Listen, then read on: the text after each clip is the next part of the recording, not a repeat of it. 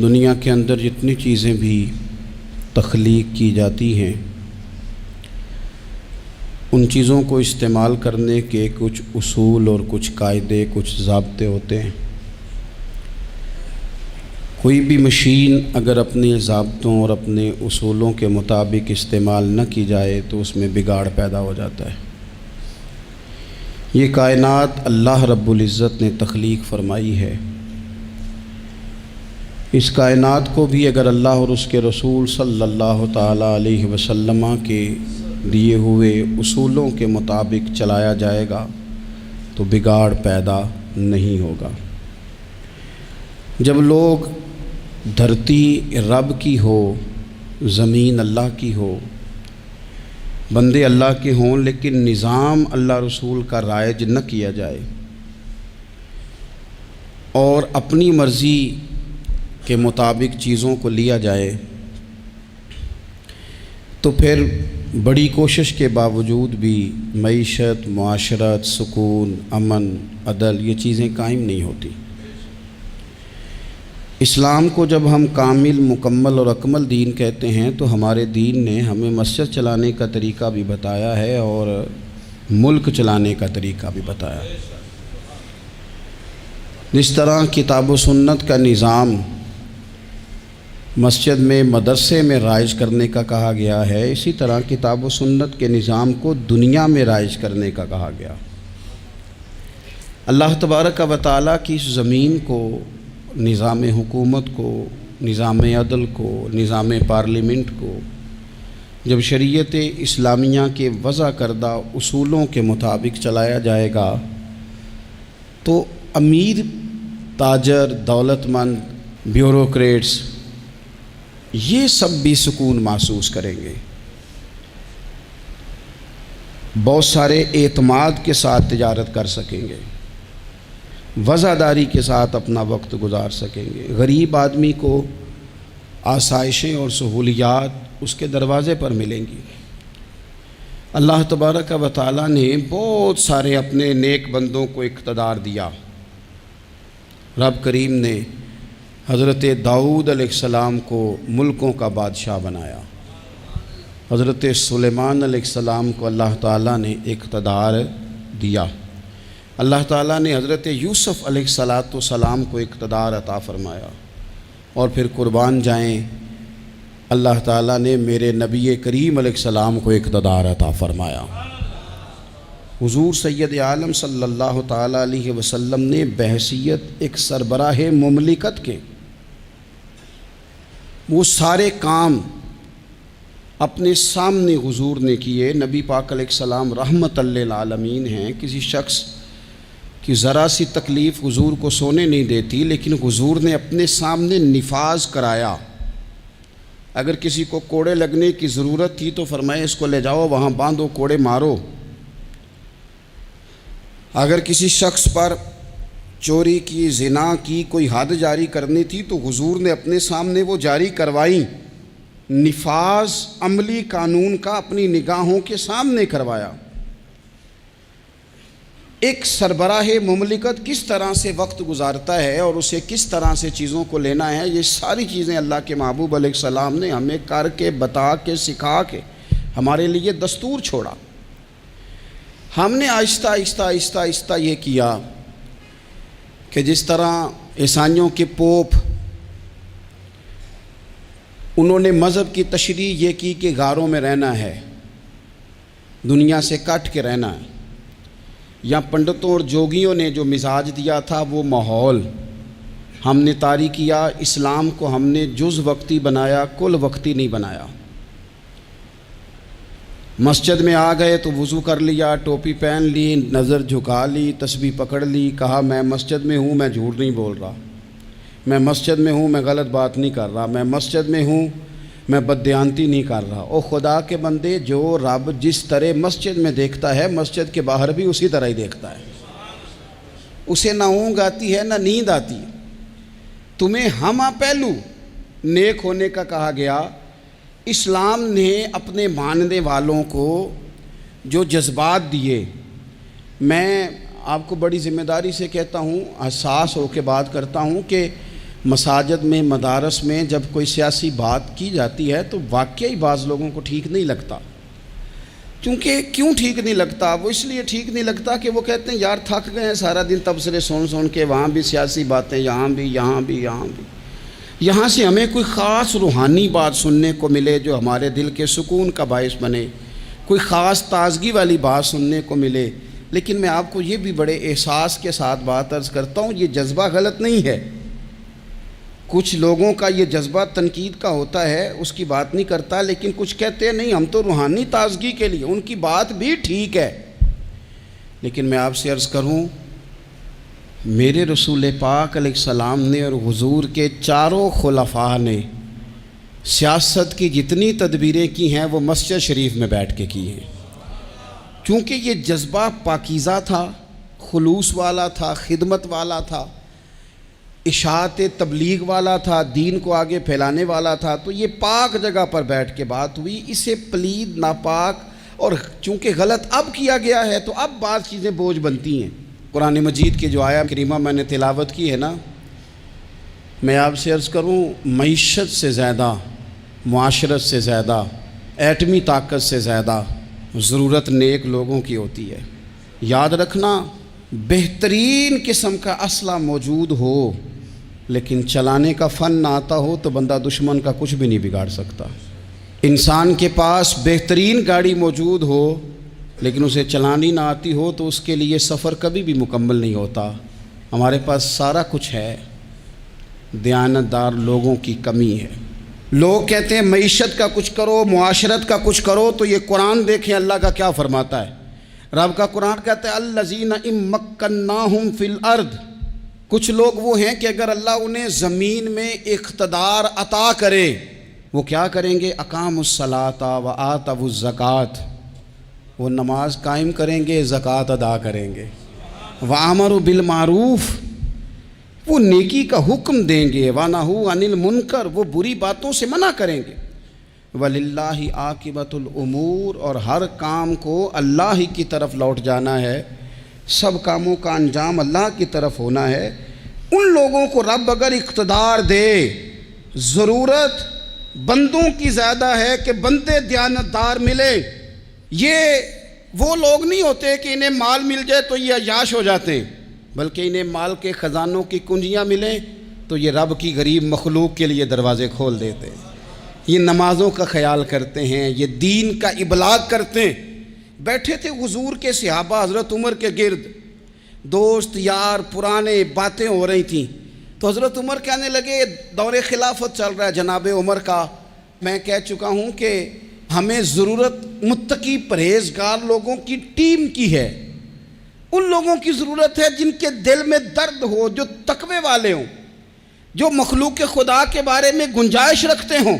حضرت عمر کے گرد دوست آپ بیٹھے ہیں تو حضرت عمر کہنے لگے چلو اپنی اپنی کوئی خواہش ہی بتاؤ۔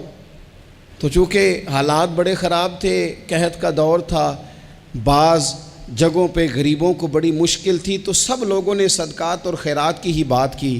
ایک صاحب کہنے لگے میرا دل کرتا ہے کہ زمین غلے اور اناج سے بھر جائے ساری اور میں اللہ کی مخلوق میں بانٹ دوں۔ تو دوسرے نے کہا میرا دل کرتا ہے سونے چاندی سے زمین بھرے اور میں رب کی مخلوق پر تقسیم کر دوں۔ ایک تیسرے صحابی بھی فرمانے لگے میرا دل کرتا ہے سونے چاندی سے نہیں، ہیرے جواہرات سے یہ زمین بھرے اور میں اللہ کی مخلوق میں بانٹ دوں۔ سب اللہ کی مخلوق پر کرم کرنے کی، رحم کرنے کی، تقسیم کرنے کی بات کر رہے تھے۔ تو پھر بول کے کہنے لگے عمر آپ بھی تو بتائیں نا، آپ کی بھی تو کوئی خواہش ہوگی نا۔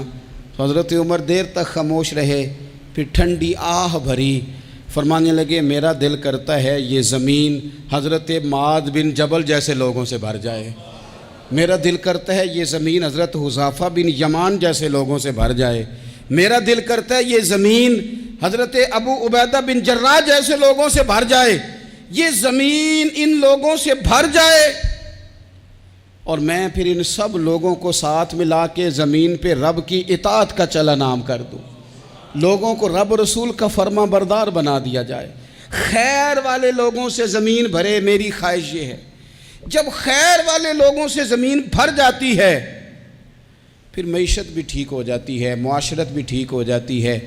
دفاعی محاذ پر بھی لوگ کامیاب ہو جاتے ہیں، تعلیم اور صحت کے شعبوں میں بھی مضبوطی آتی ہے۔ شرط یہ ہے، تم نے پوچھی ہے امامت کی حقیقت مجھ سے، خدا تجھے میری طرح صاحب اسرار کرے، ہے وہی تیرے زمانے کا امام برحق جو تجھے حاضر و موجود سے بیزار کرے اور موت کی شکل میں دکھلا کے تجھے رخ یار زندگی تیرے لیے اور بھی دشوار کرے۔ وہ لوگ جو مضبوطی لائیں معاشرے میں، جن کا علم، بردباری، تقوی، یہ چیزیں مضبوطی، ہمارے ہاں کوئی منصوبہ بندی نہیں۔ جن بیچاروں کے کشکول کل پھیلے تھے ان کے آج بھی پھیلے ہیں۔ کسی بھی اشارے پر 2 منٹ کے لیے بریک لگتی ہے تو 4 بھکاری آپ کی گاڑی کا شیشہ بجاتے ہیں۔ اب بعض اشاروں پر، ٹول پلازوں پر لکھ کے لگا دیا گیا ہے یہ پیشہ ور بھکاری ہیں، ان کو خیرات نہ دیں۔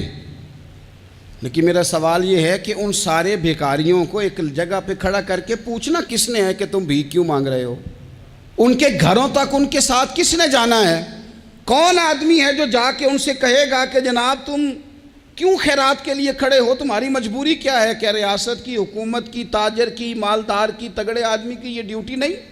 ان تک رسائی کس نے حاصل کرنی ہے؟ وہ بیوہ جو پچھلے سال دروازے پہ زکوٰۃ لینے آئی تھی وہ اس سال بھی آئی ہے، وہ خاتون جسے پچھلے سال آٹے کا تھیلا دیا تھا وہ اس سال بھی آئی ہے، وہ خاتون جو پچھلے سال 4 بچوں کو ساتھ لے کر کے چھوٹوں کو آئی تھی وہ آج بھی اسی طرح کشکول طلب دراز کیے ہوئے ہے۔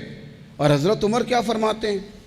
سیدنا فاروق اعظم رضی اللہ تعالیٰ عنہ ارشاد فرماتے ہیں، اس کو امام بہقی نے اور امام سیوطی نے نقل کیا ہے، حضرت عمر فرمایا کرتے تھے کہ اگر میں زندہ رہا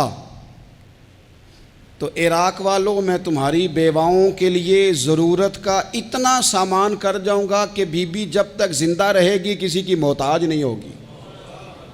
اس کے لیے اس طرح کے اسباب پیدا کر دیے جائیں گے کہ اسے حاجت نہیں ہوگی، اس کے لیے مستقل بنیادوں پر اس کے اخراجات دیکھ کر اس کے لیے اہتمام کر دیا جائے، اسے دوبارہ کشکول طلب دراز کرنے کی ضرورت نہیں پڑے گی۔ ایک صحابی تھے حضرت جناب سیدنا خفاف بن ایما غفاری رضی اللہ تعالیٰ عنہ، انہوں نے بڑا کردار ادا کیا تھا میدان احد میں، انہوں نے اور ان کے صاحبزادے نے۔ تو ان کی بیٹی ایک دن حضرت عمر کے پاس آئی، اب وہ بیٹی بیاہ کے جا چکی تھی، اس کی شادی ہو گئی تھی۔ حضرت خفاف بن ایما رضی اللہ تعالیٰ عنہ کی صاحبزادی اپنے سسرال چلی گئی تھی، وہاں اس کا خامد انتقال کر گیا، وہ خاتون واپس آ گئی، وہ حضرت عمر سے ملی، بیوہ عورت۔ اس بیوہ خاتون نے آ کے یہاں تو میرے بھائی وہ فوجی بیچارے جن کی بیویاں، جن کو ایک تقریب میں تو خوب ایوارڈ دینے کے لیے بلایا جاتا ہے، میں نے یتیمی کا وقت گزارا ہے، مجھے پتہ ہے کہ 2-4 مہینے لوگ آ کے کہتے ہیں کوئی حکم ہو جاتے 10 آجے، پھر جب 1 سال گزر جاتا ہے تو پھر لوگ کہتے ہیں 4 بھرا نے کام کیوں نہیں کر دے؟ تو ایسے تو نہیں نا کہ ابا ایسے ہی چلا گیا تھا، بڑا کچھ دے کے گیا ہے، کدھر ہے فلانی چیز؟ لوگوں کا نظریہ تھوڑے عرصے کے بعد اور ہو جاتا ہے۔ آپ نے بڑے بڑے شہداء کے گھروں میں ایوارڈ تو دیے، کیا کبھی آپ نے پلٹ کر دوبارہ غور کیا کہ ان کے بچے کہاں ہیں؟ ان کی بیوہ کس حال میں ہے؟ وہ زمانے کی تیز دھوپ اور تیز آندھی کا مقابلہ کیسے کر رہے ہیں؟ بغیر باپ کے جو انسان کو کھلے آسمان تلے وقت گزارنا پڑتا ہے وہ کتنا کو مشکل ہوتا ہے، وہ کس طرح ٹائم گزار رہے ہیں، یہ کبھی سوچا لوگوں نے؟ یہاں تو نرنگیے سیاست دوراں تو دیکھیے منزل انہیں ملی ہے جو شریک سفر نہ تھے، جو نکلے ہی نہیں تھے وہ منزل تک پہنچ گئے، اور جنہوں نے جوانیاں گزار دی وہ رستے میں رہ گئے۔ حضرت خفاف بن ایما کی صاحبزادی بیوہ ہو کے آ گئیں، بچے ساتھ تھے، سر راہ جناب عمر سے ملی اور مل کے کہنے لگی حضور میں اس صحابی کی بیٹی ہوں جنہوں نے احد والے دن اپنے بیٹے کے ساتھ مل کے محاصرہ کیا تھا، بچے میرے یتیم ہو گئے ہیں، میں بیوہ ہوں۔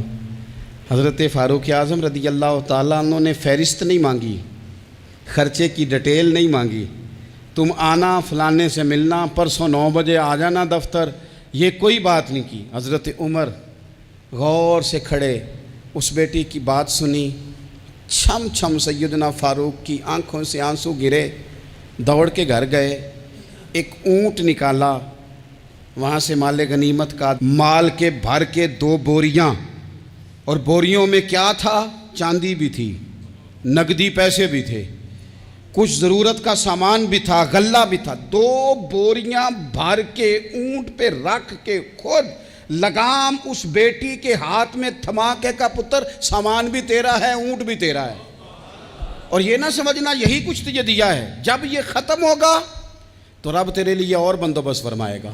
کیا معنی؟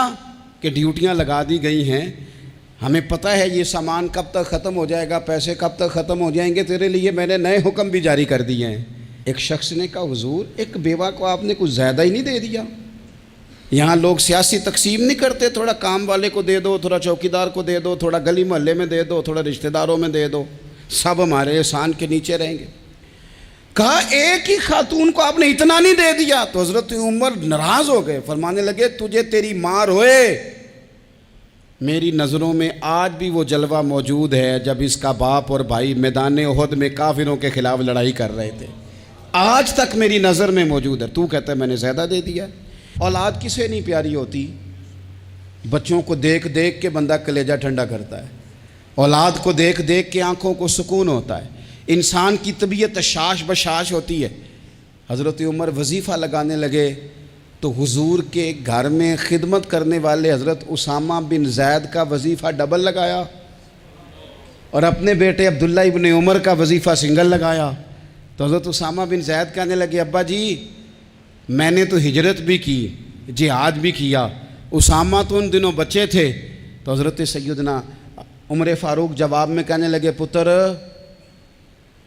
اسامہ کے والد زید نے بھی حضور کے گھر میں نوکری کی، اسامہ بھی نوکری کر رہا ہے۔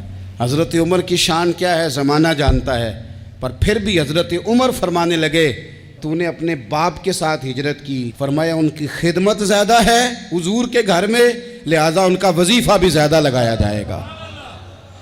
ہمارے ہاں ہم نہ میرٹ کرنا چاہتے ہیں پر دوسروں کے لیے، اپنے اوپر کسی میرٹ کو ہم قابل قبول بالکل نہیں۔ یعنی میں سودا خالص لینا چاہتا ہوں دکان سے،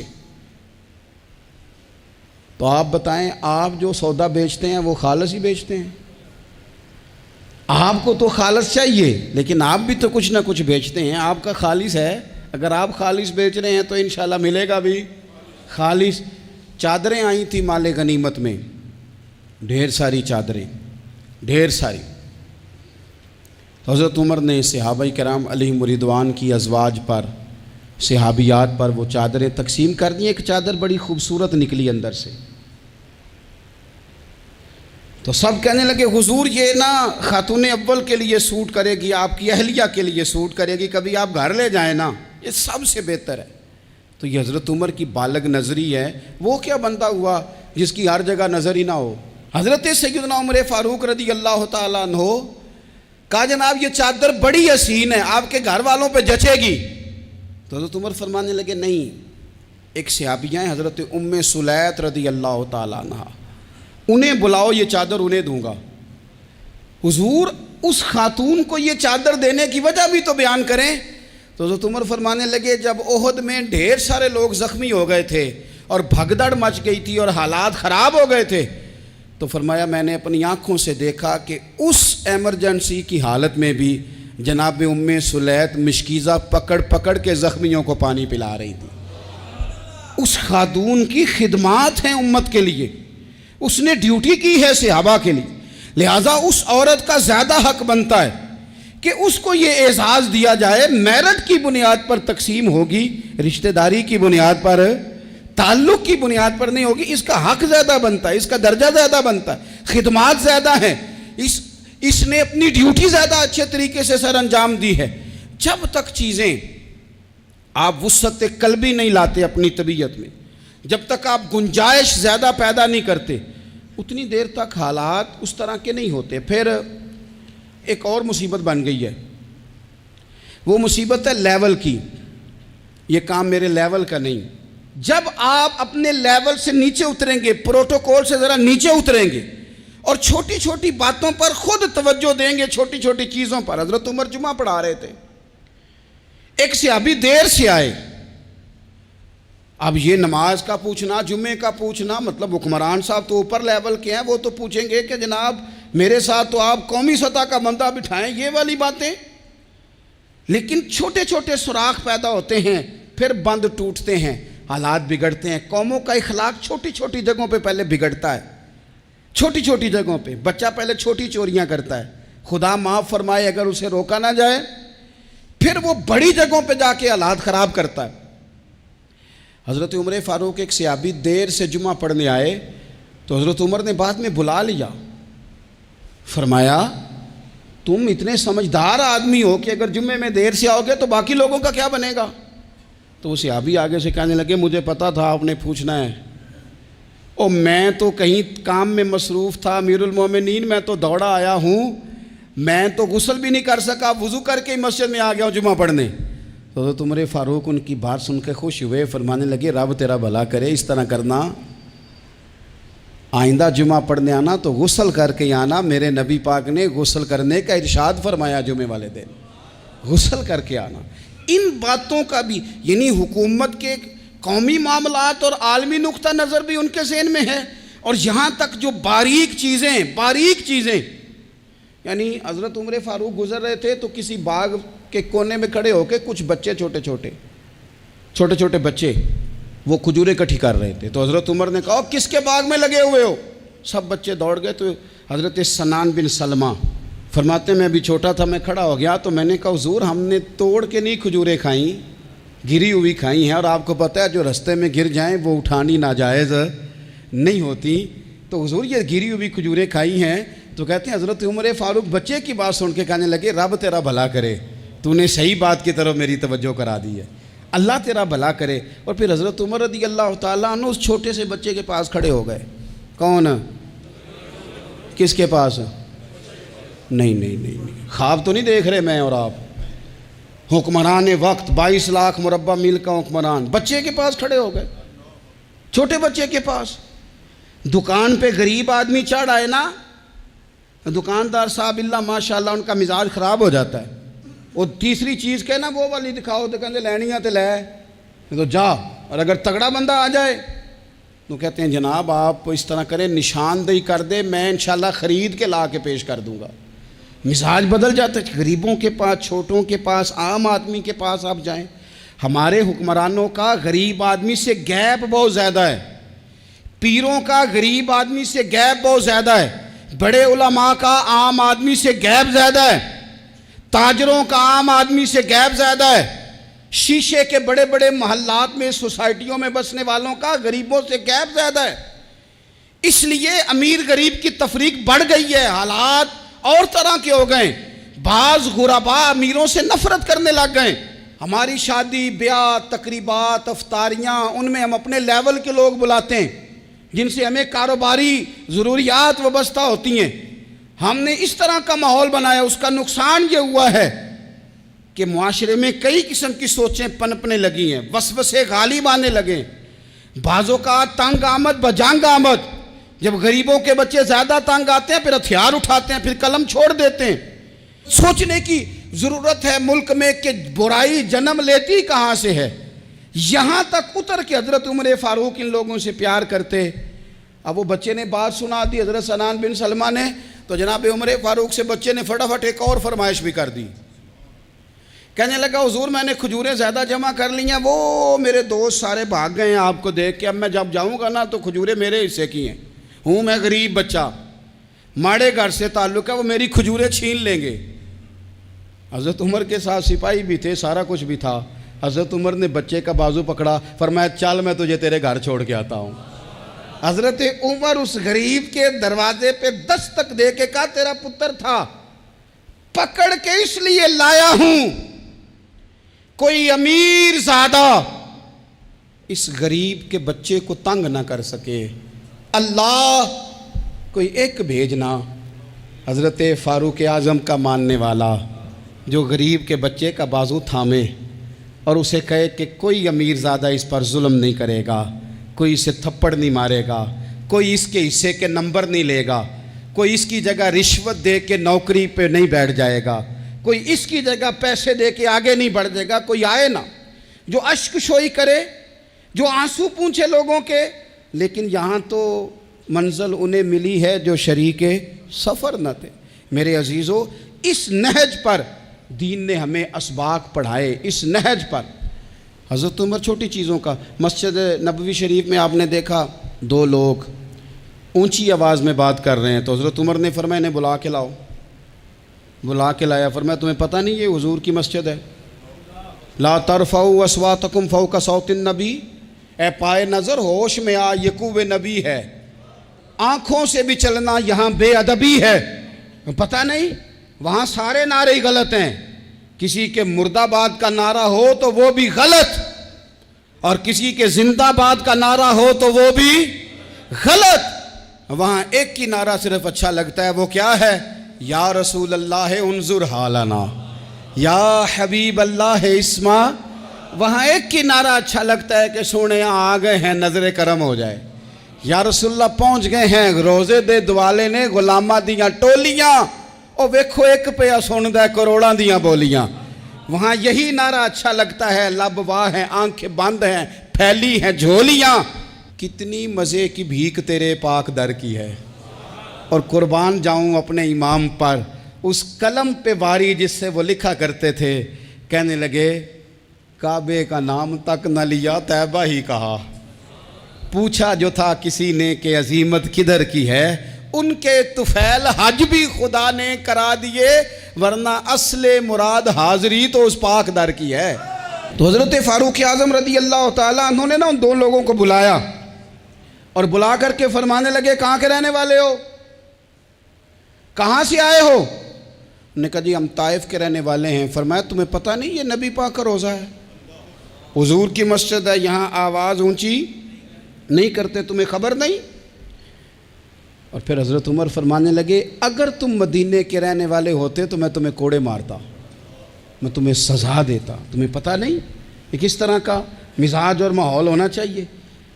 تو حضرت فاروق اعظم رضی اللہ تعالیٰ عنہ کی جو خدمات ہیں، آپ تو بازاروں میں جب جاتے تھے نا تو فرماتے تھے ہمارے بازار میں صرف وہ بندہ آ کے کام کرے جو دین کا علم جانتا ہے، جسے تجارت کے اصول پتہ ہیں وہ آئے، دوسرے کو بیٹھنے نہیں دیتے تھے۔ اپنے مزاج کے لحاظ سے، اپنی طبیعت کے لحاظ سے مخلوق کے لیے دلوں میں نرمی رکھتے تھے، مزاج میں نرمی۔ ایک بات آپ نے کئی دفعہ سنی ہوگی، میرا بڑا دل کرتا ہے پھر سے اس کو دہراؤں، میں نے اسے سینکڑوں بار پڑھا ہے۔ جب طبیعت پوری بے چین ہوتی ہے اور اپنی ذمہ داریوں کا احساس کرنے کو دل کرتا ہے نا، تو پھر خیال آتا ہے کہ ہم بھی پڑھیں ذرا ان چیزوں کو، بار بار پڑھتا ہوں تاکہ احساس ذمہ داری پیدا ہو۔ آپ کے غلام اسلم فرماتے ہیں رات کو میں اور جناب عمر نکلے تھے، تو ایک مکان میں ہم نے دیکھا کہ ایک عورت نے نا، اس کے بچے بار بار شور کر رہے ہیں اور وہ کچھ پکا رہی ہے، آواز آ رہی ہے۔ تو حضرت عمر نے دروازے پہ دستک دی، کون ہے دروازے پہ؟ کہا میں ایک غلام ہوں۔ حضرت عمر کہتے ہیں غلام ہوں، بہن کیا مسئلہ ہے، بچے کیوں رو رہے ہیں؟ تو بی بی کہنے لگی تمہیں کیوں بتاؤں، جاؤ نا اپنا کام کرو۔ حضرت عمر نے اصرار کیا تو تلخ لہجے میں، جس سے غصہ نہیں کر جاتے حکمران، councillor, chairman, M P M N A ناراض نہیں ہو جاتے، اس تلخ لہجے میں بی بی کہنے لگی دعا کرو اللہ میرے اور عمر کے درمیان قیامت میں فیصلہ کرے۔ کیسا حکمران ہے کہ اس کی حکومت میں میرے بچے بھوکے سوتے ہیں، یہ میں نے پانی میں روڑے ڈال کے چڑھائے ہیں، لیکن یہ پیٹ کی بھوک یہ بڑی ڈاڈی ہوتی ہے، یہ نیند بھی نہیں آنے دیتی۔ خیال تھا رو دو کے سو جائیں گے، پر سو بھی نہیں رہے۔ حضرت فاروق اعظم دوڑے گئے، گھر سے سامان، اناج، غلہ کندھے پہ رکھا۔ خادم کہتے ہیں میں نے کہا کہ مجھے دے دیں، فرمانے لگے چل تو وعدہ کرنا قیامت میں بھی میرے بوجھ اٹھائے گا۔ کہا حضور نہیں، وہ تو میرے بس کی بات نہیں۔ فرمایا پھر مجھے کرنے دے۔ دوڑے آئے، اس خاتون کے دروازے پر لا کے وہ چیزیں رکھیں، کہا بہن اگر تو پردہ کر لے تو یہ غلام نا آج کھانا پکا دے تیرے بچوں کو۔ پھر وہ گھی چڑھا کے، چینی ڈال کے، کچھ سامان پکتا تھا وہ کھانا پکایا۔ غلام کہتے ہیں جب پھونکے مارتے تھے تو داڑھی سے دھواں نکلتا تھا، آگ جلاتے تھے دھواں نکلتا، پھر کھانا پکایا، پھر ان بچوں کو کھلایا۔ پھر حضرت عمر فاروق رضی اللہ تعالیٰ عنہ نا تھوڑے پیچھے بیٹھ گئے تو بچوں کے ساتھ اس طرح کی باتیں کرنے لگے کہ وہ ہنس پڑیں۔ جناب اسلم کہتے ہیں بچے اس بیوہ کے ہنستے تھے، بچے ہنستے تھے اور عمر روتے تھے۔ جب وہ ہنستے تھے تو فاروق روتے تھے۔ پھر وہ بچے آہستہ آہستہ لیٹنے لگے، اور جب وہ سونے کی طرف بڑھنے لگے تو حضرت عمر کہنے لگے بہن میں جاؤں؟ کہنے لگی رب تیرا بھلا کرے، میرا کلیجہ پھٹ جاتا اگر میرے بچوں کو آج شام بھی روٹی نہ ملتی۔ تو سیدنا فاروق اعظم رضی اللہ تعالیٰ عنہ کہنے لگے پھر تو میرے لیے دعا کرے گی؟ کہنے لگی میں دعا کرتی ہوں اللہ عمر کی جگہ تیرے جیسا کو نیک آدمی بٹھا دے۔ تو حضرت عمر کہنے لگے ایک چھوٹی سی گزارش بھی مان لو گی؟ کا کیا؟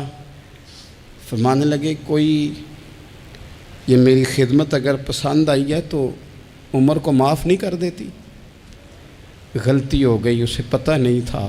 اپنے منہ سے کہنے لگے سیاںا بھی نہیں، باشعور بھی نہیں، اسے چاہیے تھا خلافت کی ذمہ داریاں نہ لیتا۔ لیکن حضرت صدیق نے کہا تو وہ مان گیا، لیکن بہن میں اسے جانتا ہوں، بزدل بڑا ہے، کمزور بڑا ہے، ضعیف بڑا ہے، اگر تو قیامت میں اس کی شکایت لگائے گی تو بڑا کمزور پڑ جائے گا، اس کے لیے مشکل ہو جائے گا۔ تو کہنے لگی اچھا اگر تو اتنی سفارش کرتا ہے تو جا، میں نے عمر کو معاف کیا۔ حضرت فاروق اعظم نے چہرے سے کپڑا ہٹایا تو بی بی کہنے لگی اوہو آپ عمر ہیں؟ تو آپ فرمانے لگے میں جو بھی ہوں تو وعدہ کر چکی ہے کہ تو نے عمر کو معاف کیا۔ پھر باہر نکلے اور اپنے خادم جناب اسلم سے کہنے لگے 2 بندے اور بلا اور انہیں گواہ بنا کہ میں نے اس غریب کے روتے بچے ہنسائے ہیں، تو جا کے ان کو بتا میں نے وہ ہنسائے ہیں، اس کے بھوکے بچوں کو میں نے روٹی کھلائی ہے، اور تو گواہ ہو جا کہ اس بی بی نے خود کہا ہے بغیر جبر کے، میری گزارش پہ کہا ہے کہ میں نے عمر کو معاف کی۔ کیوں نہ ہم بھی اپنی اپنی ذمہ داریوں کا احساس کر لیں، کیوں نہ ہم بھی جہاں جہاں ہماری ڈیوٹی ہے ہم بھی وہاں غور کر لیں، کہیں ایسا تو نہیں کہ ہم بھی کمزور پڑ گئے ہیں، ذمہ داری تو لے لی ہے پر اب ہم ادا نہیں کر پا رہے، ورنہ وہاں سے معافی لے لیں۔ اللہ تعالیٰ سیدنا فاروق اعظم کا فیضان عطا کرے۔ آخر دعوایا ان الحمدللہ۔